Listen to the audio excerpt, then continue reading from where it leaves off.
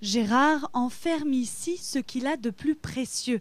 Dans sa caverne d'Ali Baba, il entasse ses plus belles trouvailles, une passion qu'il cultive depuis 20 ans. C'est né tout bizarrement au cours d'une visite dans un vide-grenier. Il y avait un cajot par terre avec des éléments et puis une belle roue. J'avais l'intention de me faire un lustre avec cette roue.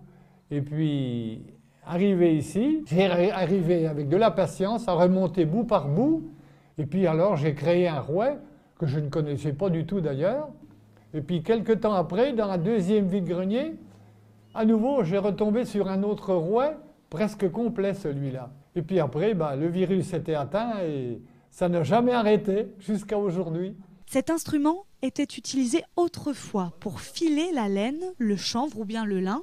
Dans son musée privé, Gérard stocke plus de 130 rouets de toutes les tailles, de toutes les formes et du monde entier.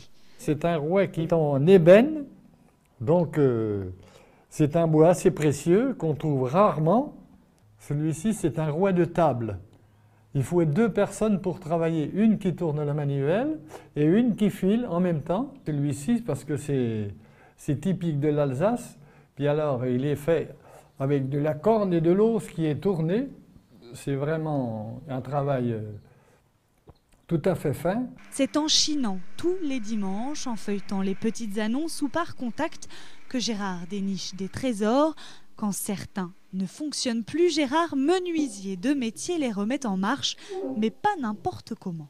Quand je les refais, il faut qu'ils soient parfaitement à l'origine d'où ils viennent. Si le pays, c'est un pays musulman ou autrefois, comme celui-ci par exemple, il faut absolument qu'il soit fait avec les moyens du bord, comme il était fait à l'origine. Je suis aidé par des collections de cartes postales depuis la guerre 14-18.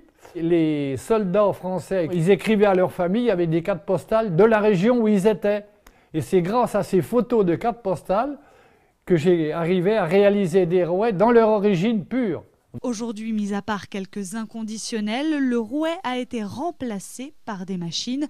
Pour observer une collection comme celle-ci, Gérard ouvre parfois son musée ou en expose dans les vides-greniers.